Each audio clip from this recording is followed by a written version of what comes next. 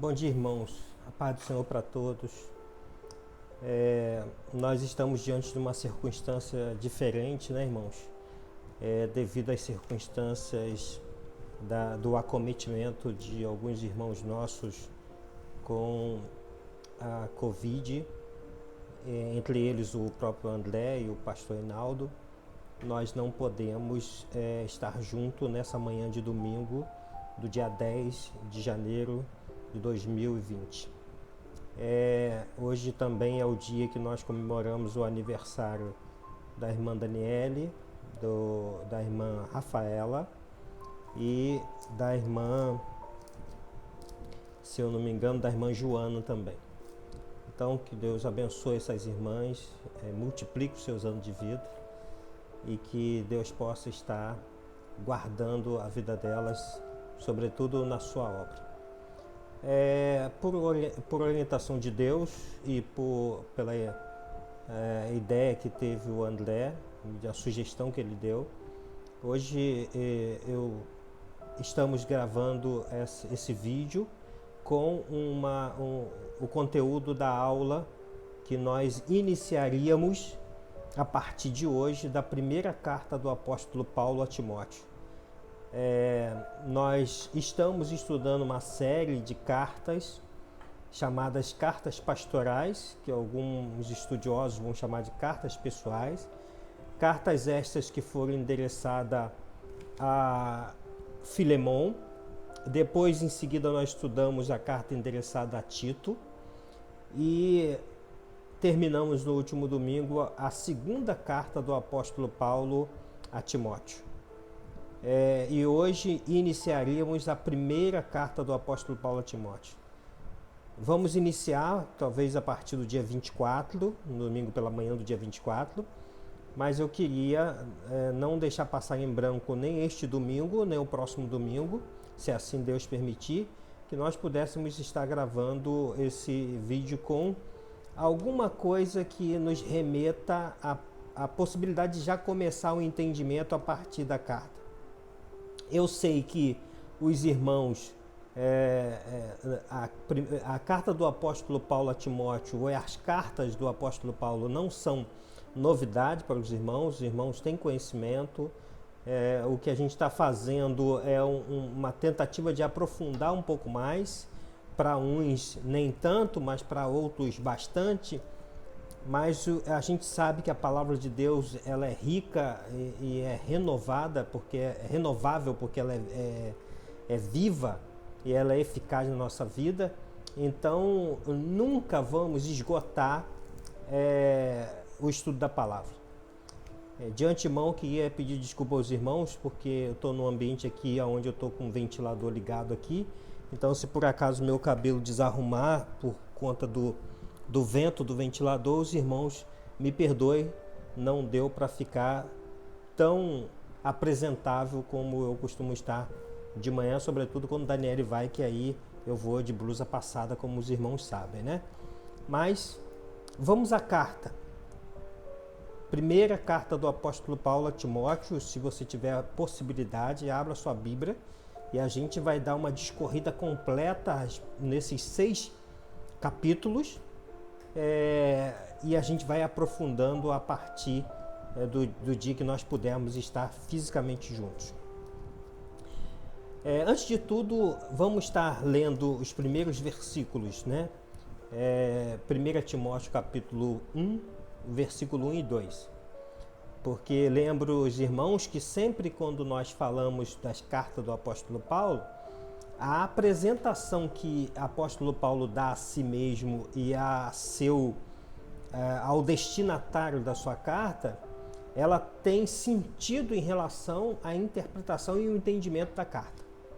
Então, esses primeiros versículos são muito importantes para o entendimento da continuidade do livro.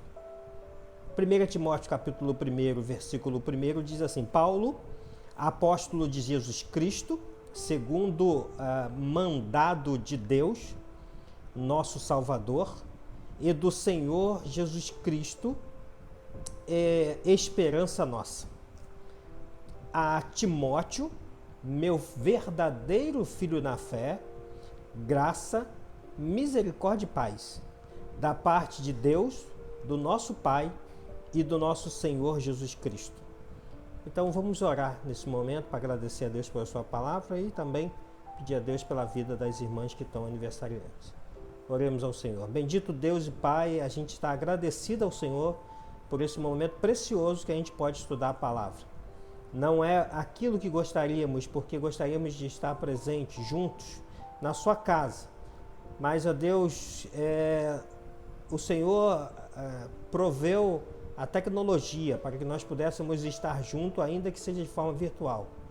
Mas sabemos que a oração que fazemos aqui, a oração que cada um irmão faz em sua casa, a oração que cada um dos teus servos faz aonde quer que esteja nesse momento, é a oração que o Senhor ouve, porque o Senhor nos ouve conforme a tua vontade, conforme o Senhor nos orientou a orar. Ó Pai, quero agradecer pela sua palavra nesse momento e pedir que o Senhor alimente-nos conforme a tua vontade. Quero pedir pela vida da Daniela, ó Pai, completando mais um ano de vida, tua serva, nossa ajudadora. Muito obrigado, ó Pai, e que os seus anos de vida se renovem com vigor, com esperança no Senhor e com o trabalho na tua obra. Assim também pela vida da Rafaela, ó Pai, tua serva, cuida dela, Pai. Ó Deus, amplie a sua visão a cada dia e faça com que a Rafaela siga cada dia mais nos seus caminhos para estar recebendo do Senhor, conforme a tua vontade, aquilo que o Senhor já preparou para a tua serva. Também abençoa a Joana, ó Pai, que completa mais um ano de vida, dá a ela saúde, paz, esperança. Ó Deus, cerca com pessoas do Senhor que possa estar junto dela conforme a tua vontade, fazendo a tua vontade, que ainda quando a tua serva estiver anciã, ela não deixe de servir ao Senhor como tem aprendido com toda a sua família. Muito obrigado, é a oração que te faço nesta hora em nome de Jesus Cristo. Amém. O apóstolo Paulo, ao escrever a primeira carta, ele não estava mais preso em Roma, naquela prisão que os irmãos aprendeu na segunda carta, quando foi tratado a respeito da prisão final da sua vida, numa masmorra, num lugar insalubre, um lugar onde a rigor só se saía ou morto ou para a morte. Ele não está nesse lugar. Nós estamos na primeira carta. A primeira carta data aproximadamente do tempo que o apóstolo Paulo esteve entre uma prisão e outra. Ocorre que nessa primeira prisão do apóstolo Paulo, ele não foi preso numa prisão, num presídio, ele foi preso domiciliar. Possivelmente numa de suas casas ou numa casa de alguém conhecido, um dos líderes da missão paulina. E nesta casa ele podia receber amigos, podia receber parentes, podia receber, sobretudo, pessoas ligadas à obra do Senhor. Ele recebia essas pessoas lá. E ele foi solto, e agora ele está entre essa prisão e a segunda prisão. E aí ele escreve essa carta a Timóteo, porque Timóteo era aquele jovem que trabalhou com o apóstolo Paulo em diversas viagens missionárias, e ele agora está pastor da igreja em Éfeso. E o apóstolo Paulo, entendendo isso, que aquele jovem pastor precisa ser municiado de informação, de orientação, de exortação. Então o apóstolo Paulo escreve essa carta a Timóteo para dar suporte a ele. Isso é muito interessante, irmãos, porque nesses dias que nós estamos vivendo, nesse tempo, acontece algo, ou deveria acontecer algo muito semelhante. As igrejas batistas, elas constroem suas missões. Eu sou da experiência de participar de pelo menos 3 missões. A última, ficamos nos últimos 5 anos. E a ideia da missão é que, ao plantar uma missão, o pastor coloque os líderes lá, que esse pastor dê todo o suporte que essa igreja precisa até que ela se torne independente. são suportes espirituais, são suporte financeiro, são suporte de toda a natureza.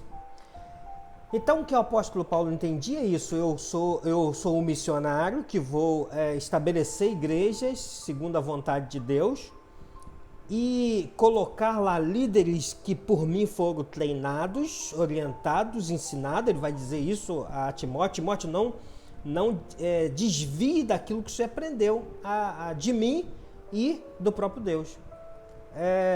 E aí o Timóteo o apóstolo Paulo, entendendo isso, ele dá suporte, e nesse momento, nessa primeira carta, são suportes espirituais que ele entende que o Timóteo precisa. Então a carta do apóstolo Paulo está sendo datada do meio de uma carta, de uma prisão e outra, né? E escrita a Timóteo, e ele vai chamar Timóteo carinhosamente do teu verdadeiro filho na fé, porque os irmãos entenderam que Timóteo era filho da Eunice, neto da Lóide e filho de um pai grego que possivelmente não se converteu, da cidade de Listra, que nós entendemos como sendo a atual Turquia, que está dividida entre a Europa e a Ásia, por isso é chamado de Eurásia. Tem outros países que estão nesse termo ali entre a Europa e a Ásia. E passando por Listra, o apóstolo Paulo recrutou Timóteo para a obra de Deus.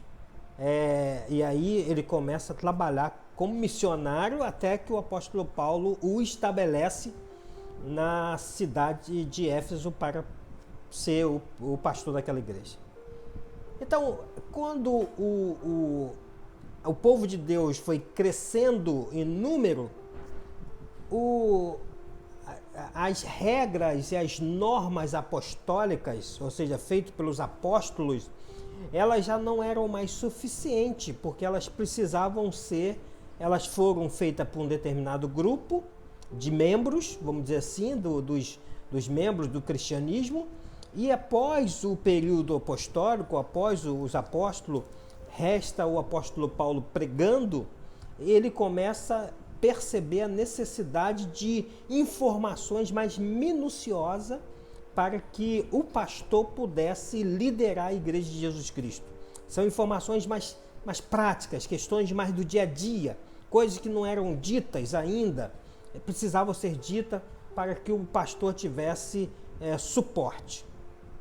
Bom, as cartas, elas são integrais. Eu já falei com os irmãos que é importante ler uma carta inteira para que você não se perca no entendimento, mas elas têm assuntos. As cartas têm assunto. Quando você envia uma carta para alguém, você vai falar às vezes de um bem que você adquiriu, você vai falar de uma criança que nasceu na família, você vai falar de alguém que mudou de um lado para o outro, de um casamento. Você fala de uma série de coisas numa carta. Embora ela seja uma carta única, ela tem diversos assuntos, e é evidente que os assuntos eles se convergem depois, porque você está falando, uma mesma pessoa falando para uma outra pessoa. Então você não vai falar de coisas aleatórias que uma não entende sobre a outra. Não adianta quem está escrevendo a carta escrever para alguém que nem sequer conhece. Então não funciona assim. A carta é escrita por alguém que conhece quem vai ler a carta, quem vai receber a carta, e fala de assunto que é comum aos dois. Então é isso que o apóstolo Paulo faz. E ele vai alertar o Timóteo sobre alguns assuntos. Primeiro, sobre a questão do legalismo e da doutrina que eram pregadas de forma errada dentro da igreja e no contexto da igreja como um todo. O legalismo é aquela questão onde você cumpre o ritual religioso, cumpre a lei imposta na igreja de maneira que atrapalha os ensinamentos bíblicos, a lei que as pessoas forçam as outras a cumprir, mas elas de fato não cumprem. Então o apóstolo Paulo está falando a respeito dessa lei para ensinar a Timóteo como lidar com a igreja.